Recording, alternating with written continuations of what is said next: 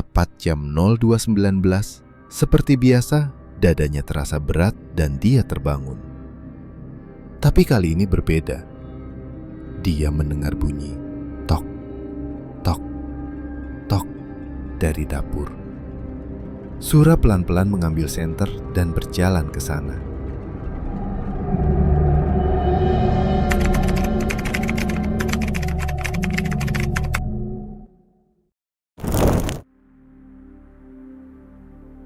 Malam itu, desa Watulingsir mendadak senyap. Tidak ada anjing menggonggong, tidak ada jangkrik bersuara. Seolah seluruh desa sepakat menahan napas. Dan tepat di tengah keheningan itu, seseorang mengetuk pintu rumah Sura 3 kali. Pelan, lambat, tapi terdengar jelas. Masalahnya, Sura tinggal di ujung desa yang tidak ada siapapun. Besoknya, Sura mendatangi warung kecil milik Bu Marni. Dia coba ngobrol santai. "Desa ini kok sepi banget kalau malam ya, Bu?" Bu Marni berhenti mengaduk kopi, lalu menjawab pelan, "Mas Sura, kalau jam sudah lewat Isya, orang sini tidak keluar rumah." "Kok bisa gitu, Bu?" "Karena setelah jam itu, desa ini bukan milik manusia." Sura ketawa kecil karena mengira itu bercanda. Tapi Bu Marni tidak ikut tertawa. "Tolong jangan keluar malam, dan jangan buka pintu kalau ada yang mengetuk." Malam berikutnya, Sura sengaja begadang buat nyari tahu apa yang sebenarnya terjadi di desa ini. Tepat jam 02.19, seperti biasa, dadanya terasa berat dan dia terbangun. Tapi kali ini berbeda. Dia mendengar bunyi tok, tok, tok dari dapur. Sura pelan-pelan mengambil senter dan berjalan ke sana. Saat cahaya senter menembus ruangan, dia melihat sebuah batu pipih di atas meja. Basah, seakan baru diambil dari sungai. Masalahnya, dia nggak punya batu itu, dan dapur terkunci dari dalam sejak sore. Saat Sura mau menyentuh batu tersebut, dia mendengar langkah kaki dari belakang. Perlahan, seret, seperti kaki seseorang yang diseret di lantai kayu. Saat dia menoleh, tidak ada siapa-siapa. Paginya, Sura mendatangi Pak Lurah. "Pak, saya mau tanya. Semalam ada batu muncul di dapur saya, dan tiap malam selalu bangun di jam yang sama. Desa ini sebenarnya ada apa, Pak?" Pak Lurah diam lama. "Mas, ada alasan kenapa rumah itu kosong lama. Ada sesuatu di desa ini yang tidak boleh dibangunkan." "Dibangunkan apa?" "Penunggu Watulingsir." Nama itu membuat udara terasa lebih dingin.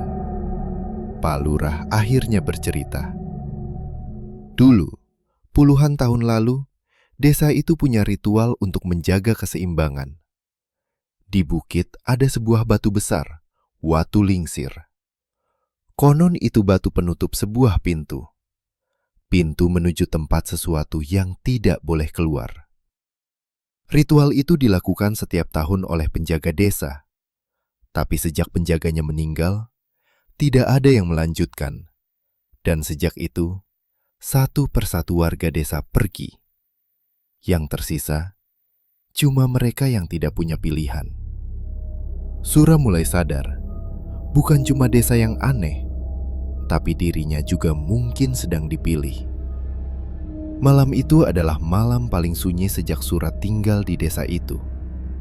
Tidak ada suara angin, tidak ada suara dedaunan, tidak ada suara apapun. Jam 02.19 tepat, pintu rumah Sura diketuk 3 kali. Perlahan, tapi kuat. Sura menahan napas. Dia ingat pesan Bu Marni. "Jangan buka pintu." Dia diam, tapi ketukan itu berubah dari tok tok tok pelan menjadi duk duk duk. Seakan seseorang ingin merobohkan pintu. Lalu suara itu berhenti dan suara lain muncul. Bisikan perempuan dari luar rumah. "Buka, tolong buka. Dia sudah bangun." Sura tidak percaya telinganya. Bisikan itu terdengar seperti berasal dari 3 arah sekaligus. Dia mundur. Tapi tiba-tiba, semua jendela rumah terbuka sendiri. Angin dingin menerjang masuk. Dan dari kejauhan, terdengar sesuatu seperti batu besar yang digeser. Suaranya berat, dalam, menggemuruh. Sura akhirnya keluar rumah dengan senter, walaupun kakinya gemetar. Dia mengikuti suara gesekan batu ke arah bukit. Semakin dekat, bau tanah basah makin kuat. Dan ketika sampai di puncak bukit, dia melihatnya. Batu Watu Lingsir sedang bergeser sendiri. Di bawahnya, ada sesuatu seperti celah hitam gelap. Seperti pintu. Di samping batu, berdiri seorang perempuan berambut panjang. Tapi wajahnya tidak terlihat. Kepalanya menunduk. "Mas, bantu tutup batunya." Suaranya lirih, tapi putus-putus. Saat Sura mendekat, perempuan itu menoleh. Dan wajahnya tidak punya mata. Hanya cekungan hitam. Perempuan itu berbisik. Dia mau keluar. Dan dia mencari yang sering bangun jam 2:19. Sura mundur. Bibit panik naik ke tenggorokan. Saat itu juga, dari dalam celah hitam, terdengar suara napas berat yang bukan milik manusia. Celah itu semakin terbuka. Angin panas seperti dari dalam perut bumi keluar. Tanah bergetar. Pinus di sekitar bukit bergoyang keras meski tidak ada angin. Sura melihat sesuatu merangkak keluar. Tangan sangat panjang, hitam. Kuku-kukunya seperti akar pohon. Sura lari, tapi tanah di bawahnya seperti menarik kaki. Dia jatuh. Tangan panjang itu hampir keluar seluruhnya. Deru napas itu seperti mengguncang udara. Di momen panik itu, perempuan tak bermata tadi menjerit keras. "Balikan batunya! Sekarang!" Sura bangkit dengan tenaga terakhirnya. Dia menekan batu besar itu sekuat yang dia bisa.